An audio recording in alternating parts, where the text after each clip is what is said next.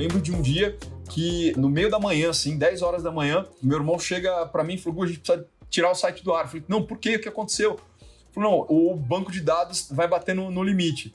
Eu falei assim: cara, mas a gente viu isso o mês passado e você me falou que o banco de dados tinha espaço para aguentar pelo menos mais 1 ano e meio. Ele falou: tinha, mas não tem mais.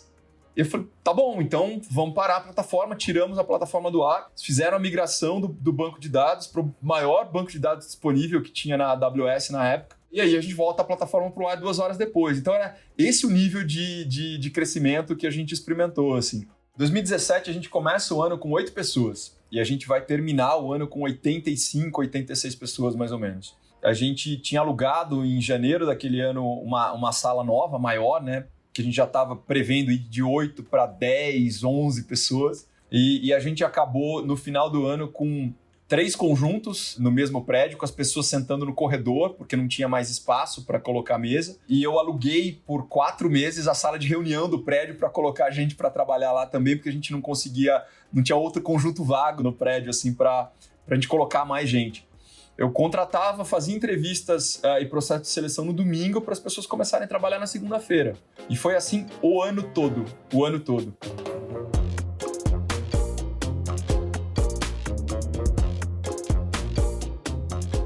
Os irmãos Gustavo e Maurício Chamati foram chamados de loucos lá em 2012, ao apostarem no mercado de bitcoins. Hoje, a corretora de criptomoedas que eles criaram, o mercado Bitcoin, tem 2,8 milhões de clientes, ou 70% do número de investidores na Bolsa de Valores brasileira, a B3. O crescimento da empresa chamou a atenção do conglomerado japonês SoftBank, que em julho de 2021 fez um aporte de 200 milhões de dólares no negócio. Com esse investimento, o mercado Bitcoin atingiu um valor de mercado de 2,1 bilhões de dólares. Mas o caminho até lá não foi simples. O mercado Bitcoin enfrentou diversas volatilidades, assim como as criptomoedas em que está de olho. Essa instabilidade gerou a necessidade de diversificar. O mercado Bitcoin faz hoje parte de uma holding, que tem diversos serviços ligados a criptoativos, desde educação no setor até tokens de times de futebol. Neste 100º episódio do podcast, Gustavo fala sobre o começo do mercado Bitcoin, sobre o crescimento do mercado de criptomoedas e sobre os desafios que ele e sua empresa enfrentaram até se tornarem o primeiro unicórnio cripto do Brasil.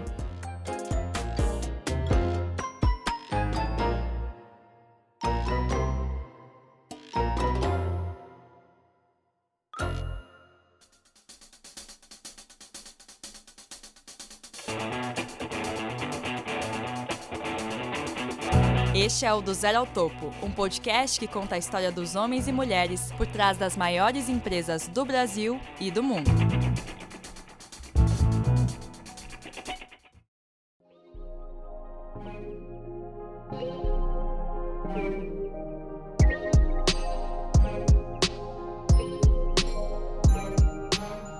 Eu nasci em Jaú, uma cidade do interior de São Paulo, de aproximadamente uns 140 mil habitantes hoje. Passei toda a minha infância lá e vim para São Paulo só quando eu tinha 17 anos, já para estudar. Eu sempre tive parentes que moraram em São Paulo, primos, tias, e vinha com alguma frequência para cá. Naquela época, né, década de 80, assim, todos os meios de comunicação eram diferentes, então tinha uma distância muito grande, assim, daquela visão de crescer numa cidade pequena, onde a gente tinha toda a liberdade do mundo para andar pela cidade a qualquer hora do dia, sem se preocupar, e a super metrópole que era São Paulo.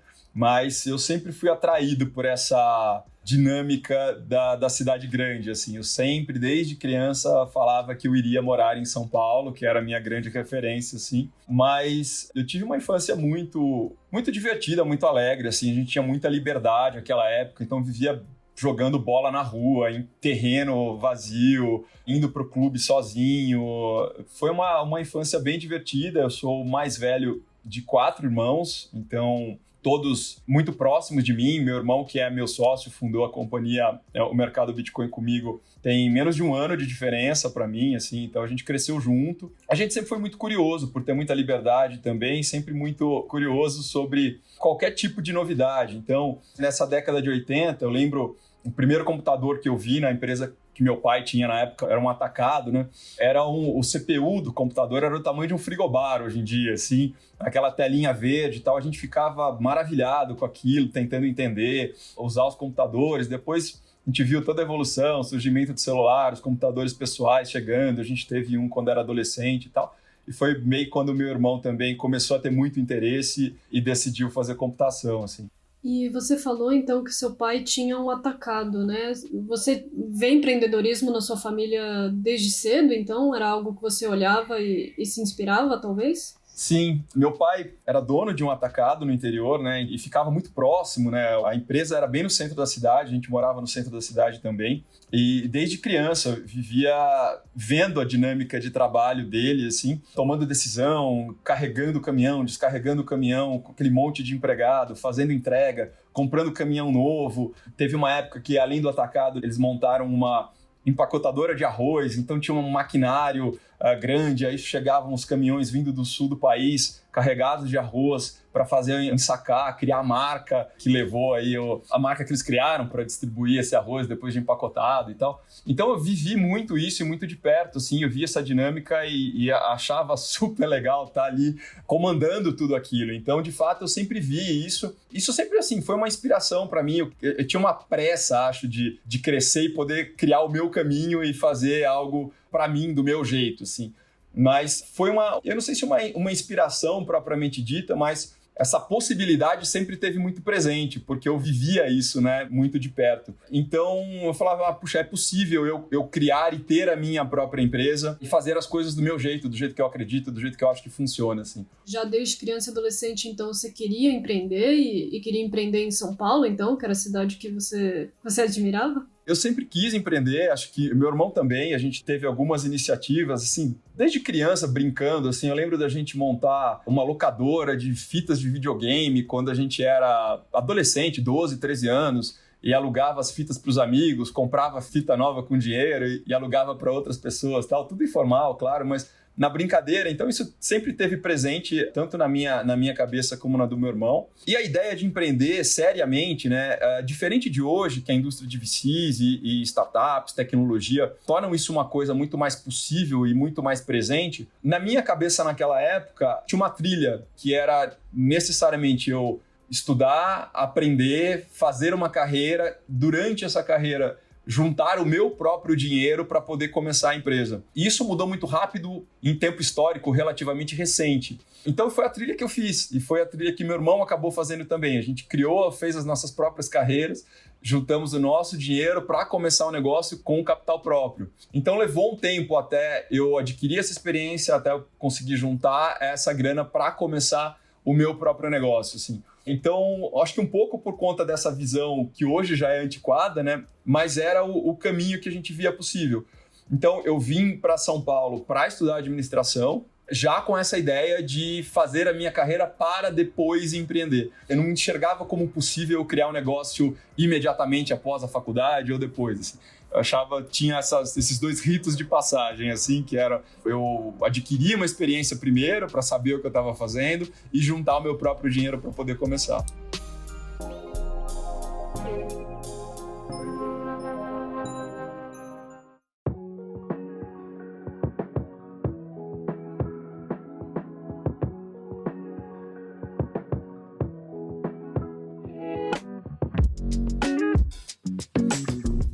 Qual foi sua experiência profissional até criar o mercado Bitcoin, né? E como é que você se interessou por criptoativos, né, no meio do caminho, que é bem diferente do que seus pais faziam também? Eu vim para São Paulo para estudar administração, eu cursei a faculdade de administração da USP, na FEA. Eu acabei não terminando a faculdade, eu desde o primeiro ano comecei a procurar estágio. Eu queria trabalhar, sempre achava que eu ia aprender mais na prática do que na teoria, assim. Eu sempre tive muito mais facilidade de aprender as coisas que eu via aplicação prática, assim. Então, aulas muito teóricas, assim, eu perdi o interesse muito rapidamente, assim. Eu precisava ver como é que eu ia usar aquele conhecimento, senão para mim parecia que eu estava perdendo o meu tempo. E eu descobri logo no primeiro ano que realmente o nível de evolução profissional que eu tinha trabalhando, aprendendo na prática com pessoas que já sabiam, me testando e tentando fazer, era muito maior do que a teoria da faculdade. E eu sempre me dediquei, desde esse primeiro estágio, muito mais ao trabalho do que à faculdade em si. O primeiro estágio que eu consegui no primeiro ano da faculdade foi num escritório de advocacia, para começar a experiência profissional mesmo, isso no ano de 2000. E ali eu consegui me desenvolver muito rápido, cuidando primeiro da parte de RH, depois de projetos, indo para financeiro. Acabei sendo efetivado já no segundo ano da faculdade, virei um coordenador e tal. Então eu fui amadurecendo muito rápido, muito mais rápido profissionalmente do que a faculdade, em tese, eu terminar a faculdade para então poder ter uma carreira mais estruturada previa, né? E com isso eu acabei, desde muito cedo, eu saí depois desse primeiro estágio já para assumir uma posição de diretor administrativo de um outro escritório de porte grande em São Paulo. Então eu falo que assim, eu tive só uma chefe na minha carreira, que foi a minha primeira chefe desse primeiro estágio, que efetivamente era uma pessoa com bagagem em administração, e depois todas as minhas experiências foram já numa posição de liderança em que eu precisava descobrir o caminho. Então, acho que essa primeira experiência me deu a confiança de que eu conseguiria achar uma maneira de resolver qualquer coisa, qualquer problema, qualquer projeto por mim mesmo. Então, isso me deu confiança para ser um tomador de decisão desde muito cedo. E aí, nessas outras posições que eu tive de liderança, nesse outro escritório de advocacia, depois numa joalheria, né, que eu comecei desde o comecinho, montar toda a operação. Então, eu sempre fui uma pessoa que acabou trabalhando em posições de administração geral, sem me especializar muito em nada. Então, eu sempre tinha algum contato com o marketing, com o financeiro, com a parte de projeto, com a parte de RH. Isso era justamente o que eu procurava ter para eu poder empreender depois e saber um pouco de tudo sem ser especialista em nada. Então, foram essas assim as minhas experiências. E desde a época de faculdade, com colegas de faculdade, eu falava e ficava debatendo projetos possíveis de abrir um negócio. Então, eu lembro na faculdade de falar sobre abrir sites de assinatura de produtos, que era uma coisa que estava na moda. Depois a gente viu um pouco e debateu muito aquela onda das compras coletivas, vendo se era possível montar alguma coisa nessa área. Então, sempre fui muito ativo em estar interessado no que podia ser novidade e procurando alguma coisa que eu efetivamente acreditasse que valeria a pena eu aplicar todo o meu dinheiro, aplicar toda a minha energia para construir alguma coisa. E foi assim que, ali em 2012, tive o primeiro contato com o Bitcoin. Na época, debatendo a ideia junto com um colega de faculdade, depois pesquisando o tema. E a primeira ideia, e assim, de uma moeda digital, ainda mais falando, né, no ano de 2012, parecia algo muito novo e, de certa forma, maluco, assim, de falar, como é que é possível existir uma moeda virtual? E essa é a reação, é a primeira reação de todo mundo e foi a minha também. E você sempre falou assim que você se sentia confiante, né? Eu queria te perguntar se você não lida com inseguranças, como é que você lida assim com o receio de e se não der certo? Eu fico pensando, porque você foi diretor muito cedo e nunca te bateu uma insegurança assim no meio do caminho? Sempre bate, Mariana, a insegurança quando a gente está diante do novo. E eu acho que assim, parte do desafio é justamente a gente racionalmente desenvolver a capacidade de como lidar com a incerteza, de como lidar com a insegurança. Então, eu lembro de um dos primeiros projetos que eu precisei fazer no segundo ano de faculdade, que era um plano de carreira para o escritório de advocacia. E na faculdade eu não tinha tido introdução ao RH ainda. E eu lembro de um pânico, assim, que me falou, nossa, como é que eu vou fazer isso? E pouco depois falou, eu preciso achar um jeito. Eu não conseguia dizer para mim, eu não consigo fazer, eu preciso achar um jeito. E aí eu pedi para a bibliotecária comprar meia dúzia de livros que eu encontrei, pesquisei na internet, estudei esses livros sozinhos e construí um plano de carreira que ficou rodando no escritório e que me rendeu uma promoção por uns 8 anos, né, no modelo que eu tinha desenhado, só pesquisando e aprendendo sozinho ali. Aquilo foi um momento decisivo na minha carreira, assim, porque eu percebi que, de fato, se eu tentasse fazer, eu conseguiria realizar de fato, né? E desde aquela época eu carrego uma frase comigo que fala assim, a vontade de fazer cria a habilidade para realizar. Então, a maneira que você encara o novo, que você encara os desafios, faz com que você aprenda e ache uma maneira de seguir. Então, a insegurança existe, ela sempre existe, principalmente durante a trajetória do mercado Bitcoin, então, que era algo completamente novo, a gente estava criando um mercado, não tinha um concorrente maior, um modelo para seguir, a gente lidava com o novo e com desafios que não tinha modelo diariamente. E aí, assim, nesse sentido, a minha vontade de evoluir sempre foi muito maior do que o meu medo de errar. E não é que a gente não errou, a gente errou muito, mas a gente aprendia com o erro rápido e a ideia era nunca cometer o mesmo erro. Aprender rápido, mudar rápido e se adaptar. Eu acho que é um pouco essa maneira, o meu mindset, assim, de acostumar com esse desconforto da insegurança e racionalmente entender que a oportunidade de evolução está justamente quando a gente se depara com esses obstáculos, com esses desafios. E aproveitando que a gente está falando de evolução, lidar com os desafios, eu lembro de uma história que o mercado Bitcoin começou quando vocês compraram um site de outro empreendedor, na verdade. Se você puder contar com mais detalhes essa história e como é que vocês conseguiram reerguer o site? Mariana, na verdade, assim, a gente, na época, eu e um amigo de faculdade que montou e fundou a empresa junto comigo, a gente debatia a ideia de montar uma exchange de Bitcoins. E o único site existente falando sobre Bitcoin na época no Brasil era o Mercado Bitcoin, que ainda não era uma empresa, era só um site na internet. A gente tentou encontrar pessoas para montar essa exchange com a gente e ninguém acreditava que o Bitcoin pudesse ser todas as pessoas que a gente falou na época, achavam que a gente era maluco, assim, de querer apostar tão alto numa coisa tão nova. E aí o que a gente fez foi entrar em contato com esse empreendedor que tinha montado o site do Mercado Bitcoin e comprar o site, se tornar sócio dele na época para começar o negócio.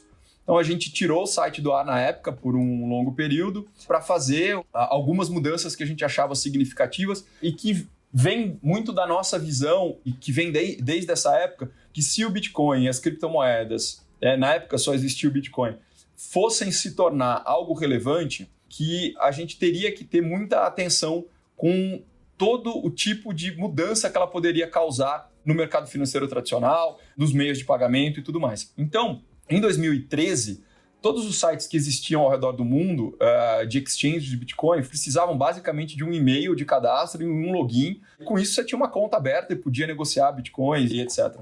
A gente, desde o momento que a gente comprou esse site e aí efetivamente abriu a empresa em 2013, a grande mudança que a gente fez no site foi, desde esse primeiro dia, fazer todo o cadastro dos clientes baseados no CPF, ou seja, no Tax ID, para que a gente pudesse identificar esses clientes e emitir as notas fiscais de prestação de serviço de intermediação, que é como a gente faz até hoje. E eu não tenho notícia de nenhum outro site que já tivesse feito isso naquela época. Então a gente começou realmente com essa preocupação desde o primeiro dia de operação da empresa e grande parte do nosso capital inicial ali, aproximadamente 1/3 desse capital inicial, foi para pagar uma auditoria de segurança do que era a principal empresa de segurança que atendia os grandes bancos do Brasil na época. Então isso é um caminho crítico, a gente sabia desde o início que esse era um caminho crítico. Qualquer incidente de segurança poderia abalar a credibilidade da empresa e, consequentemente, o próprio negócio. Então, isso sempre foi muito presente, sempre foi algo que a gente tratou com a maior seriedade possível e como prioridade zero, assim, dentro da empresa. Isso moldou a nossa cultura, então, todas as pessoas que chegam no mercado Bitcoin têm, no dia 1, um treinamento extenso sobre segurança e a gente tem treinamentos recorrentes e práticas recorrentes de reciclar esse conhecimento para que todo mundo tenha uma barra de atenção e de nível de monitoramento de segurança muito alto. E aproveitando que você falou de capital inicial, eu ia perguntar de quanto que foi o investimento inicial. Você falou que veio da reserva de vocês, né? Você deve falar um pouquinho mais de qual que foi o investimento. E eu estava lendo também que o ponto de equilíbrio entre receitas e despesas vocês atingiram ainda em 2013. Não sei se é isso mesmo. Sim, é isso mesmo. O capital inicial foi aproximadamente R$240 mil, entre 240 e 300 mil reais, que a gente colocou na companhia. Tinha lá um colchão de caixa. A empresa começou com um estagiário fazendo o operacional, os sócios se desdobrando e trabalhando, sócios ainda sem remuneração nenhuma, assim. E o Bitcoin teve um spike de preço bastante grande relativamente ao preço da época. Então, quando o mercado do Bitcoin começou ali no início de 2013, em meados de 2013, o valor do Bitcoin era ao redor de 180 a 200 reais. E ele foi bater 1.200, 1.300 reais no final do ano. Então aquilo causou um interesse muito grande, a gente teve uma enxurrada de clientes para a época e o nosso faturamento saltou de um mês para o outro 10 vezes. Para o nível de gasto, de custo fixo que a gente tinha na época, foi super relevante e isso nos permitiu aumentar a equipe, trazer algumas pessoas. Mas aí a gente começou a montar o time. O time ainda tinha 6, 7 pessoas dedicadas full time.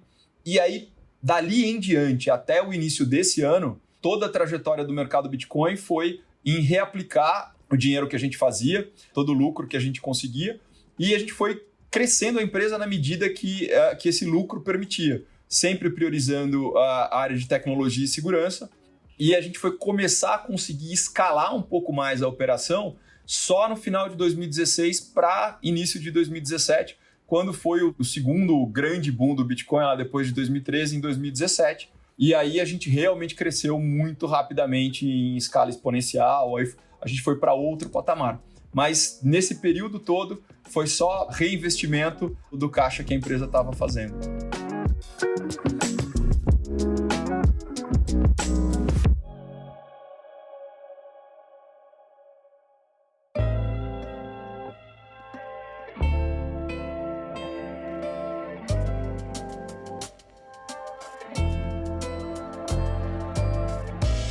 Qual foi a maior dificuldade que vocês enfrentaram no começo? Se foi segurança que você mencionou, ou se foi convencer os brasileiros a comprarem criptoativos? Qual que você acha que foi o principal obstáculo de vocês antes do negócio escalar? O principal obstáculo, Mariana, a gente teve vários, mas é engraçado, assim, porque era o dia a dia, era construir algo novo, e acho que o desafio era a gente se manter acreditando no que a gente estava fazendo quando ainda tinha muita incerteza e muita dúvida a respeito do tema, muito preconceito também. Então, a gente conseguia entender o valor do que a gente estava construindo, acreditava demais no valor da tecnologia e de como ela podia efetivamente mudar a indústria de meio de pagamento, de transmissão de propriedade, de registro e tudo mais, mas não adiantava a gente acreditar se o mercado não acontecesse ainda, né?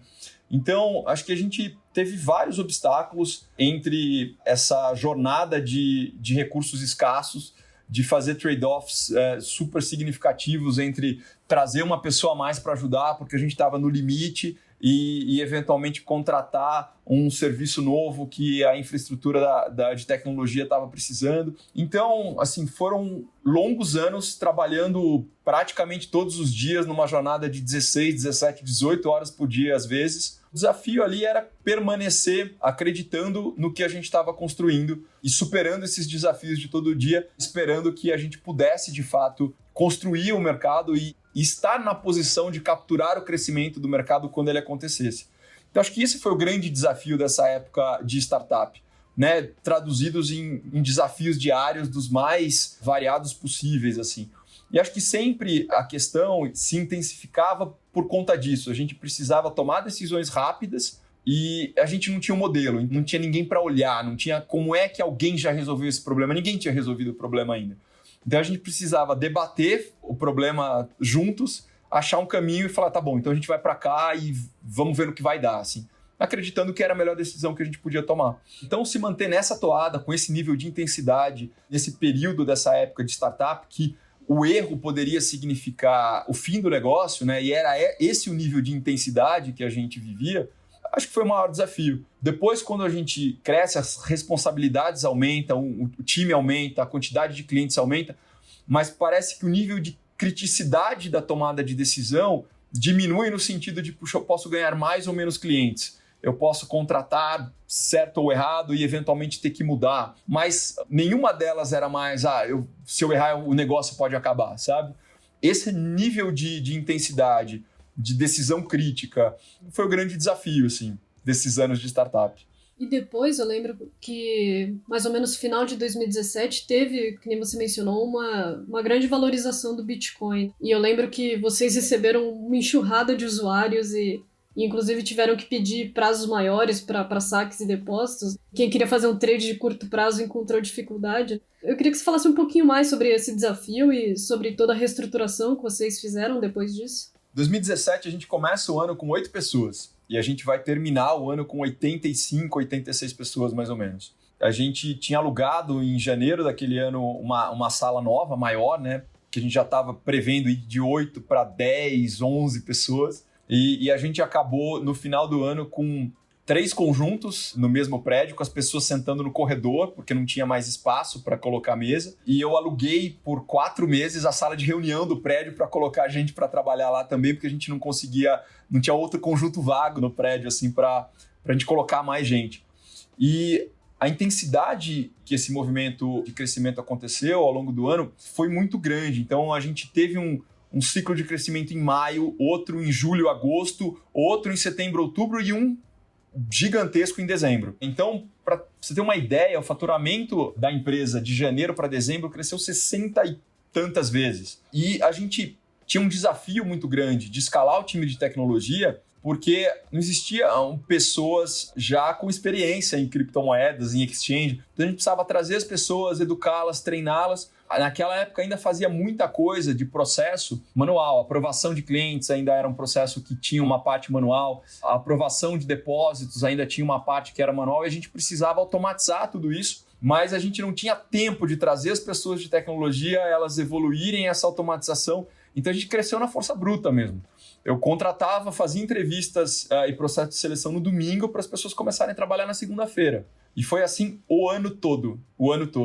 Então, foi uma época assim, de muito desafio, mas de muita proximidade. Assim, as pessoas chegavam para trabalhar e compravam assim, o projeto, o que estava acontecendo. E não era um emprego, ninguém estava ali batendo cartão das 9 às 6. Todo mundo estava junto no desafio. E ficava até de madrugada, as pessoas, não, Gu, hoje eu vou ficar junto contigo até as 2 da manhã, e ficavam mesmo assim, sem que a gente pedisse, viam o nível de demanda que estava e todo mundo se juntou, se reuniu para ajudar. Eu lembro de dias da gente parar o time de tecnologia para que eles ajudassem a gente no trabalho manual de aprovação de cadastro de pessoas e aprovação de depósito, porque mesmo com todo esse exército que a gente tinha montado, a gente não estava dando conta. Tamanho foi o crescimento que a gente experimentou. E isso foi no mundo todo. Então, assim, proporcionalmente, a gente cresceu tanto ou mais do que as maiores exchanges do mundo na época. E todas tiveram problemas de escalabilidade, de serviço, de ficar fora do ar e etc. A gente teve problemas de alguns gargalos operacionais, de alguns gargalos na plataforma, mas a plataforma nunca chegou a passar mais do que algumas horas fora do ar. Para manutenção, eu lembro de um dia que no meio da manhã, assim, 10 horas da manhã, meu irmão chega para mim e falou, a gente precisa tirar o site do ar. Eu falei, não, por quê? O que aconteceu? Ele falou, não, o banco de dados vai bater no limite. Eu falei assim, cara, mas a gente viu isso o mês passado e você me falou que o banco de dados tinha espaço para aguentar pelo menos mais 1 ano e meio. Ele falou, tinha, mas não tem mais. Eu falei, tá bom, então vamos parar a plataforma, tiramos a plataforma do ar, fizeram a migração do banco de dados para o maior banco de dados disponível que tinha na AWS na época, e aí a gente volta a plataforma para o ar 2 horas depois. Então era esse o nível de crescimento que a gente experimentou. Assim. Então foi de fato, a gente não conseguiu cumprir na época os prazos que a gente dava, que já tinha uma margem de segurança grande, a gente normalmente falava, não, os saques são feitos em 3 dias, os depósitos são aprovados em até 24 horas, normalmente os depósitos eram aprovados em alguns minutos, os pagamentos eram feitos no dia ou no máximo no dia seguinte. E assim, a demanda foi tamanha que a gente começou a falhar nesses prazos, trabalhando no limite do que a gente conseguiu, assim. Mas foi uma época de muito aprendizado e de muita, assim, comparativamente, eu acho que a gente se destacou ali. Por a gente ser uma empresa de tecnologia desde o início, a gente conseguia tomar a decisão e atacar os problemas que eram mais críticos imediatamente.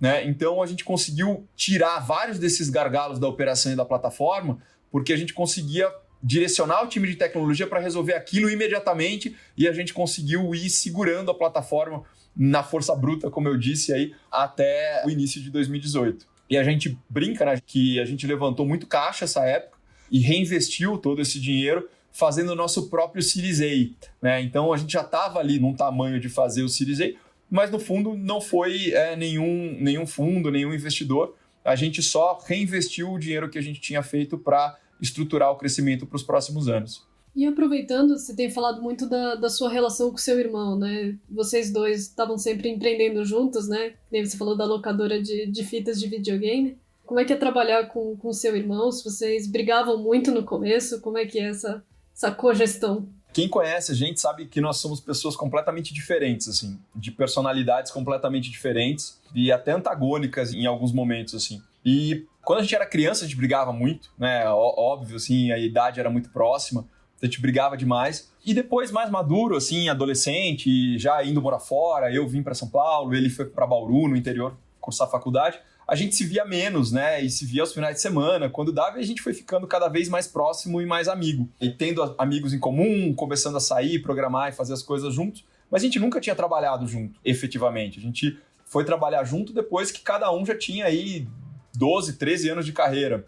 Então, assim, conhecia meu irmão profundamente, mas eu não sabia como ele era trabalhando e nem ele sabia como eu era trabalhando. Até recentemente, a gente conversando, né, com a minha mãe, assim, ela falou, olha, e eu falei para ele não ir trabalhar com você. Eu falei, verdade? Ela falou, não, eu tinha certeza que vocês iam brigar e tinha medo da relação de vocês se estragar, se deteriorar, qualquer coisa assim. E no fundo, a gente acabou se aproximando mais, a gente brigou, teve várias discussões ao longo da história do mercado Bitcoin, mas, no fundo, o que acontece? A gente tem os mesmos valores, porque a gente teve a mesma educação, né, a mesma família. Então, no limite, toda vez que a gente tinha que decidir, a base dos valores era a mesma. Às vezes a forma era muito diferente, mas o que nos orientava sempre foram os mesmos valores. Então, como a gente andava sempre no limite, isso era sempre presente. Isso acabava, não só fortaleceu muito minha relação com ele, como nos ajudou a suportar essas épocas de dificuldade. Um apoiando o outro, um entendendo e ouvindo os problemas do outro, puxando a gente de volta pro chão quando era necessário. E, assim, a minha surpresa é que meu irmão é o profissional de tecnologia mais habilidoso que eu já tive contato na vida, assim. Foi uma surpresa muito grata desde o começo do trabalho com ele, a capacidade de entrega. E, assim, o mercado Bitcoin hoje existe por causa da capacidade dele ali de ter não só suportado o crescimento de tecnologia, mas ter aprendido muito rápido demandas de tecnologia que ele não era especialista. Então, ele não era da área de segurança, ele não era da área de infraestrutura, ele era um desenvolvedor efetivamente. Mas ele aprendeu essas outras áreas no limite do que a gente precisava para manter a exchange rodando. Então foi um desafio realmente gigante, que demandou muito aí dele e que, assim, a gente conseguiu passar por essa fase para hoje ter e ver a companhia do tamanho que ela está, assim. E vocês foram, assim, literalmente de 8 para 80 funcionários, né, nesse ano de 2017. Eu ia perguntar quais habilidades que você acha que você teve que desenvolver, né, como empreendedor e gestor ao longo de todos esses anos para conseguir comandar bem a empresa, especialmente nesses momentos mais difíceis. Mariana, eu acho que, assim, o gestor, no fundo, ele tem que ser um facilitador e colocar as pessoas ou ajudar a apertar o parafuso certo para que a pessoa consiga render no máximo dela. Então, assim, eu percebi isso na minha vida e na minha carreira desde muito cedo, de conseguir me adaptar e lidar de maneiras diferentes com as pessoas. Perceber rapidamente como é que aquela pessoa reage a uma crítica, como é que ela reage a um elogio, a um incentivo, se você tem que falar de uma maneira mais pragmática, se eventualmente você precisa envolver a pessoa emocionalmente na questão para ela entender que ela é importante e então performar. Eu acho que isso é um talento que eu desenvolvi ao longo da carreira como gestor e que me ajudou muito, principalmente nessa fase aí de crescimento exponencial ali em 2017. Não só no processo de seleção, de conhecer as pessoas, então eu fazia entrevistas que podiam levar de 10, 15 minutos a 1h30 para contratar um analista de atendimento ali que ia fazer nossa função mais básica, assim. Eu realmente me importava em conhecer as pessoas no nível para falar, tá, esse cara vai funcionar por causa disso, assim. E eu nunca desisti fácil das pessoas, assim, quando eu via que não estava funcionando, eu tentava muitas vezes sacrificar o meu tempo para tentar ajudar, antes de falar, puxa, realmente não deu certo, o perfil não bate, ou a pessoa não está conseguindo render e tal. Então, mesmo nessa velocidade que a gente teve, né, de crescimento, acho que isso foi um fator crítico de sucesso aí, para ajudar a gente a crescer tão rápido, a ter as pessoas realmente envolvidas com o que a gente estava fazendo e a se dedicarem além do que talvez fosse o razoável para que a gente pudesse vencer os desafios que a gente teve aí ao longo da jornada toda.